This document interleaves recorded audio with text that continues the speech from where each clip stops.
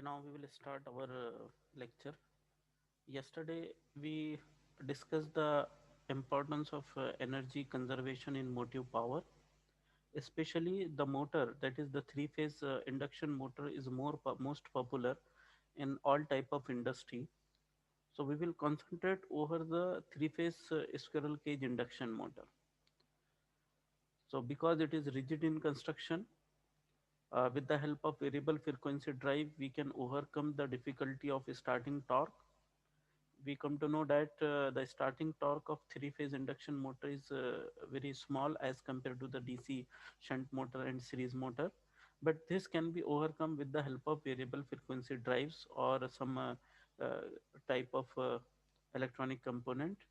We are able to change the frequency and rated voltage at the time of starting. Hence, the starting torque can be overcome. The difficulty of starting torque can be overcome with the help of variable frequency drives. Now, as the number of motors we are using in the industries is the maximum motors are the three-phase squirrel cage motor. So definitely, if you concentrate over the energy conservation or power conservation in the motive power, especially for the three-phase induction motor, definitely it can give the fruitful result from the energy conservation objectives. This one, okay. So till date, we come to know the pointers for the user. If you are going to purchase large number of motor, it may be small motors and higher motors are there. What are the different points to be considered? That is the input power, input current, then KVR, reactive power, tolerance in the efficiency, and we are going to check the standard, say description. What are the standard description is given or tolerance is given for the motors are there. Now we will discuss the energy efficient motors.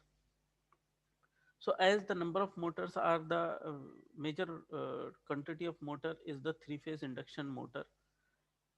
So there is a energy efficient motor. What is the difference between energy efficient motor and your standard motor? So the energy is efficiency is increases by 5 to 8%. So no doubt here you will see that the efficiency is much more increasing as compared to the standard motor in the range of 10 to 12% is there. But the most important factor in the energy efficient motor is that it will give the appreciable good efficiency even at the low percentage of loading, and hence the power factor also. So here, to improve the design in the standard motor, we will incorporate or the manufacturer incorporate the standard material for the iron as well as the silicon is there.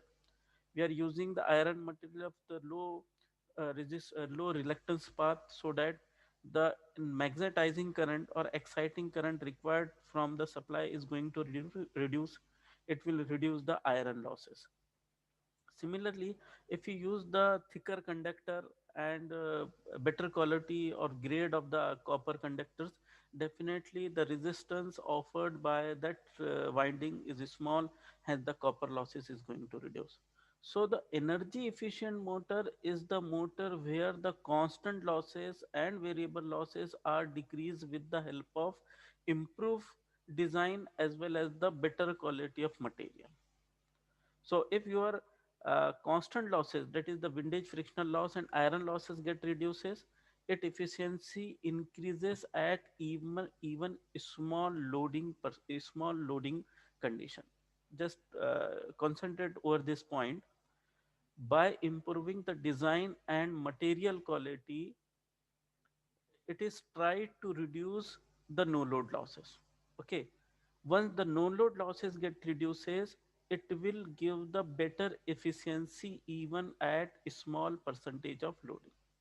So this is the most important factor in the energy efficient motor. So in the improvement design, the air gap get reduces, proper stamping is there. Okay, a small air gap between stator and rotor, it will draw a smaller current, magnetizing current or no load current. Copper losses, if you are using the copper conductor in the say rotor bar of a higher grade in the winding, in the stator winding, definitely it will reduce the copper losses. So the losses is going to reduce with the help of better quality of material, proper workmanship, and this will definitely give the say your more efficiency in even at the small percentage of loading. Now see, this is the quite different, this is the important slide related to the standard motor versus high efficiency motor. So this is the efficiency versus percentage of load, or we can say that it is the kilowatt of the motor, 2 kilowatt, 5 kilowatt, 10 kilowatt, 20 kilowatt motor ratings are there. So it is found that for the 2 kilowatt motor, the efficiency is smaller, okay, and standard efficiency is smaller. As the capacity of motor increases, the efficiency of motor also increases. It means that the motor efficiency also depend upon the capacity. Smaller capacity motor, the efficiency will be smaller. But if the capacity of motor get increases, 10 HP, 20 HP, 30 HP and 50 HP or in the kilowatt, the efficiency of the motor get also increases. Now the same things which we have found from the previous slide I just show. See here, as per the IEEE standard, it is found that up to 1 to 125 HP motors, the stray losses is 1.8%. Whereas as higher capacity motor, the losses, the percentage of stray losses get decreases. So it is quite obvious, it is quite clear that the efficiency of motor also depend upon the capacity of motor. So here it is shown the same things. 5 HP and 10 HP motors, the efficiency is somewhat higher at some particular load condition. Again 20 HP and 30 HP, the motor efficiency is higher. But now see here, it is the standard motor curve and this is the higher efficiency motor. So in high efficiency motors are there, even for the 10 HP, even for the 5 HP and even for the 2 HP motor, 2 kilowatt motor, the efficiency difference is very high. Okay. So if we are having large number of small capacity motors,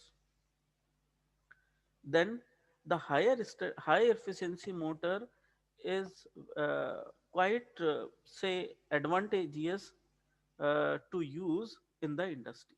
For example, in the industry, 10 and 2 HP motors is the 90% motors, and if you are using standard motor, the efficiency will be smaller.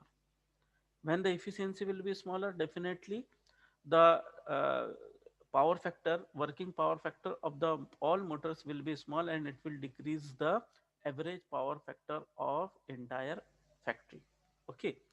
Now if you replace, or even in the installation period, if you are going to purchase high efficiency motor, the efficiency is nearly 10 to 15% difference for the small capacity, and the difference in efficiency for higher capacity is smaller at the higher say at that say 125 HP or 120 75 HP or 75 kilowatt motors are there. So from this slide, it is we can conclude that if you are going to purchase, or in any particular industry, if large number of motors are there whose capacity is in the range of 2 to 5 or 2 to 10 kilowatt, or it may be a 3 to 15 kilowatt motors are there, definitely we should purchase higher efficiency motor, or if there is a replacement are there, it should be replaced by the high efficiency motor. Whereas the higher capacity motor, if you look at to the 200 kilowatt motor, the difference in efficiency for standard motor and higher efficiency motor is quite small. So it does not play in the higher capacity. Okay. Now same thing is going to occur in the loading condition. If the motor load is small, if the motor load is small, your standard motor efficiency is quite small. So this is can be understand with the help of say this curve is there. Say for example, I will show with this my cursor. at 25 loading, percentage of loading, and this is the efficiency. So it is going to considered as a three phase induction motor. So this is the efficiency is around 70 or 75% efficiency at 25% load. The load is 25% and efficiency is 75%. Whereas the power factor is only, we can say that it is the zero point 0.3 or say zero point 0.5 lagging power factor, because it is inductive load. Now at 50 or 75%, the power factor is zero point 0.7 lagging, whereas the efficiency is around 90%, isn't it? So it means that if the motor load is 75%, it will give the appreciable good efficiency as well as the average power factor. If you visit any industry or if you go for the any energy audit, you will find that most of the motors are lightly loaded. Lightly loaded means the load on the motor is not 80% or 75%, whereas the motor load is 50 and 60%. Even sometime you will find it is a 50, 45% and 40% loadings are there over the motor. But how to calculate loading on the motor, we will see one by one. Okay. Now, if you use the energy efficient motor, so what would be the change? Even at 25%, the efficiency curve will be like that, where my cursor is there. Okay. So by this way, if suppose I,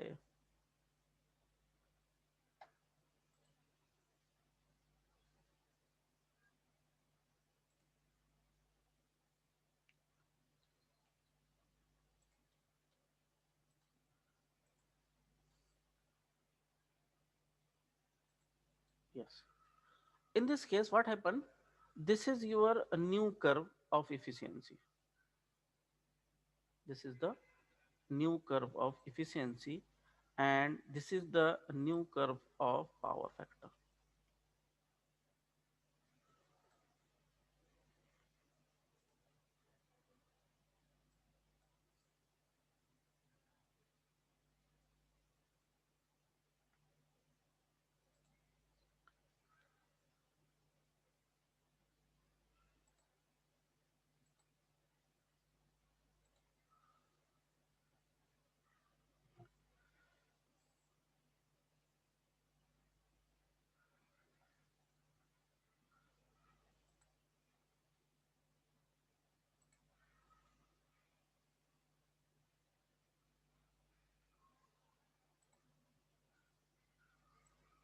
And this is the power factor. So now what is the change? It is quite clear that from this one, at 25%, the efficiency is 80% or 82%. Whereas the power factor, which is earlier, it is only this one, so the power factor also the zero point 0.8 or 0.75 here. So this is the change in percentage loading. So at even a small percentage of loading, the efficiency, higher efficiency motor or energy efficient motors give the higher efficiency at small load as well as the 75% load, and power factor also be the zero point 0.7 or 0.88 is the power factor. Whereas for the standard motor, the efficiency is only the 70% and the power factor is only the zero point 0.4 lagging is there. So this is the advantage of using energy efficient motors are there.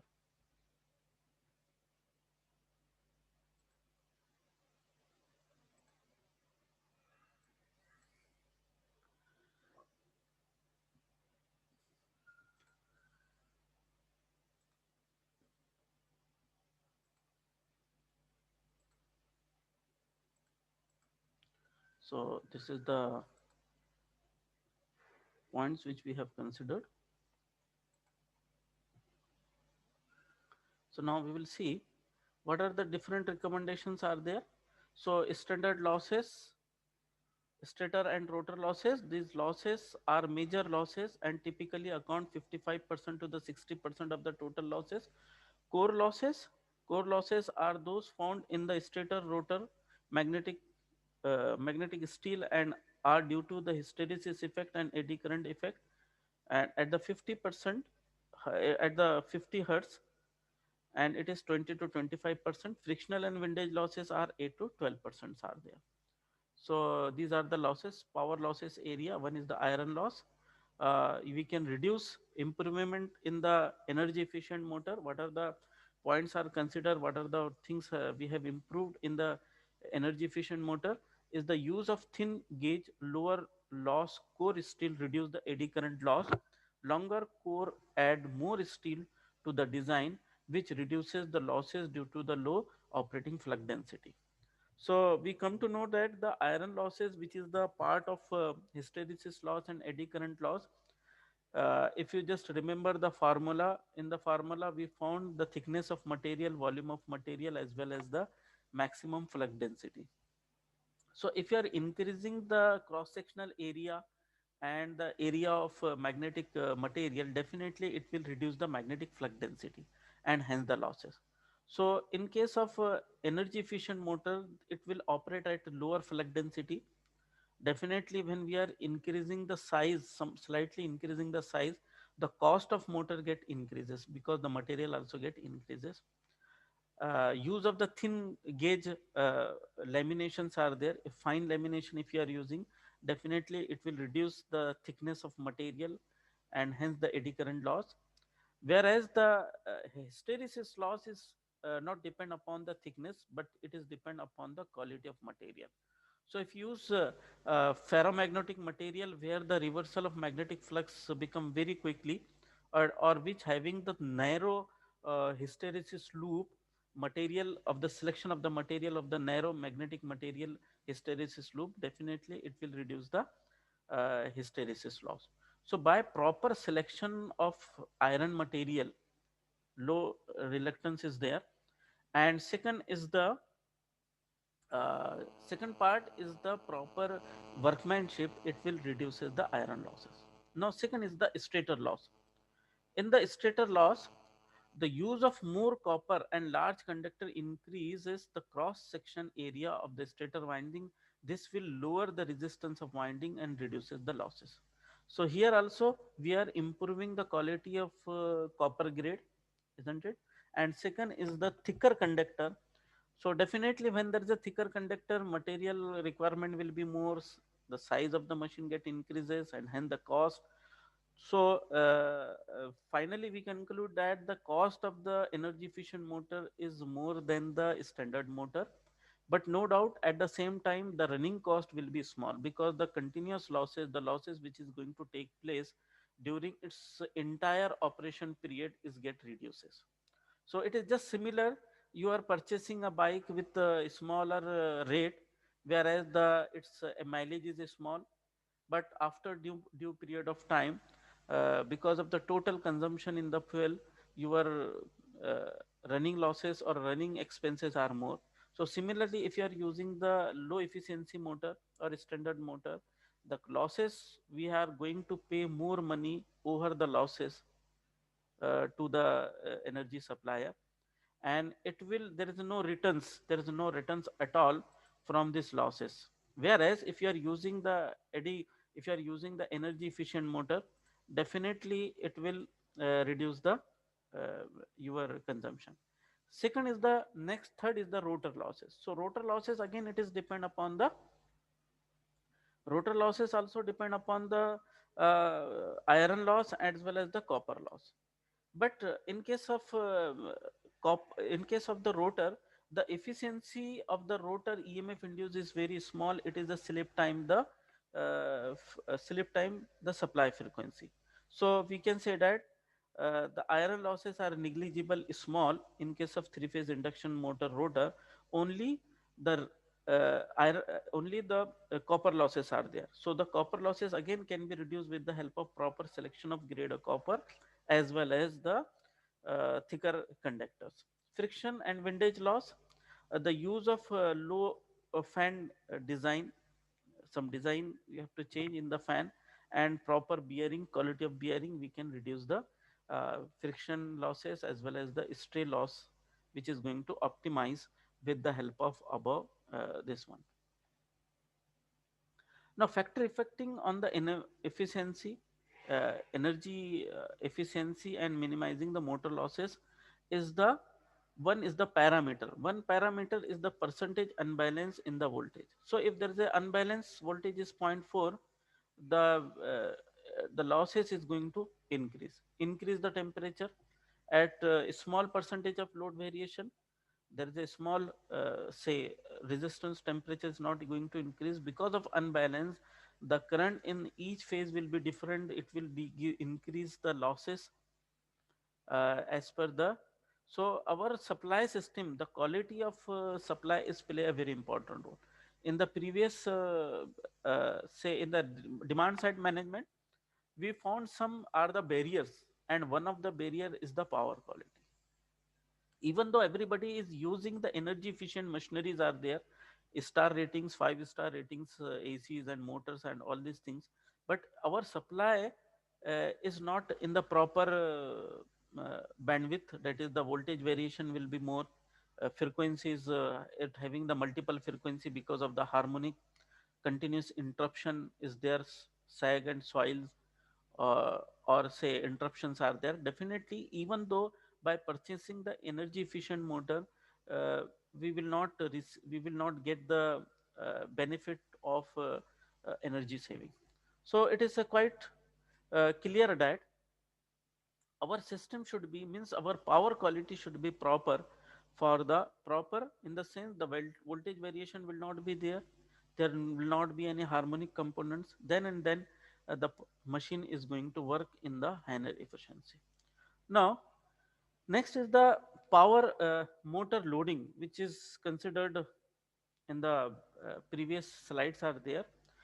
If you are going to do the energy conservation in the motive power, first we have to think the loading of the motors. It is observed that in many of the existing industries or somewhat old industries where the energy conservation was not important during the installation of period, no doubt the conservation is started last 10 or 2 decades are there. Earlier the people are not thinking toward the energy conservation. So there are many motors are the higher capacity for as per the requirement. For example, the requirement is only the 30 HP motors, whereas the 40 HP motor has been installed. So this 10 HP excess size or oversizing of motor decreases the loading condition of the motors. Now, what is the drawback of the loading condition? Already we have found. Suppose this is the our efficiency curve is there, general efficiency curve, it is the efficiency, okay, and this is your percentage efficiency is there, okay, and this is the percentage load is there.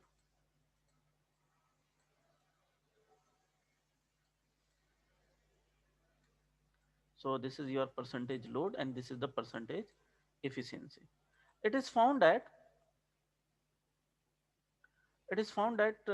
at the small loading, say at 40% loading, this is say 25% loading is there, the efficiency is small, okay, and at the 80% or 75%, the efficiency is say 85%, okay. So it means that if motor is not loaded properly, it does not give the proper efficiency as well as the power factor. So this is your efficiency curve, and suppose it is the if you draw, this is the power factor. It show the power factor curve is there. So it will show the power factor is better at the higher percentage, and lower percentage the power factor is very poor. So it will decrease the entire power factor of the plant. So now by this topic, we are able to learn what is the percentage of load over the motor. This can be measured simply by measuring the power input to the motor and power rated, power required as per the nameplate reading. For example, it is a 30 kilowatt motor. So 30 kilowatt is the nameplate full load kilowatt rating of the motor. No doubt it is the output of the motor. And where is the input? If suppose it is found that the input of motor is only the 15 kilowatt. So 15 divided by 30, it means that the motor is working at 50% loading. Okay. Now suppose it is running at the power input requirement. The requirement of power input is by 25 kilowatt, and the full load nameplate rating is 30. So it means that an around 85% loading over the motors. So if there are large number of motors, say for example 100 motors are there, we will prepare the chart: name of the motor, capacity of the motor, nameplate reading of the motor, present actual loading of the motor, means present input of the motor, percentage loading. So at a glance, we come to note how many motors are lightly loaded, or the load on the motor is less than 50%, more than 75%, either some of the motor is overloaded. So this percentage loading can be calculated by simply measuring the power input to the motors divided by the nameplate reading. This is the one method. Second method can be, it is maybe the, it is, we can write in this way also. It is the input current. Okay, it is input current can be measured with the help of tongue tester. Input current, okay, and divided by full load current, or the current which is written on the nameplate. It is the full load current which is written on the nameplate. So by using this formula, either we can calculate the power input, total power input, with the help of a tongue tester. That is a multi-function meter. It is similar to the tongue tester one. And second is the by input current. So this percentage of loading can be calculated with this one. And from this one, we are able to know overloading, underloading, and oversize. Okay. So this is the something which is related to the this one. Now, next time we will see the loading of the motor, and there how to connect the capacitors over the motors for improving the efficiency, improving the power factor based on speed of the motors.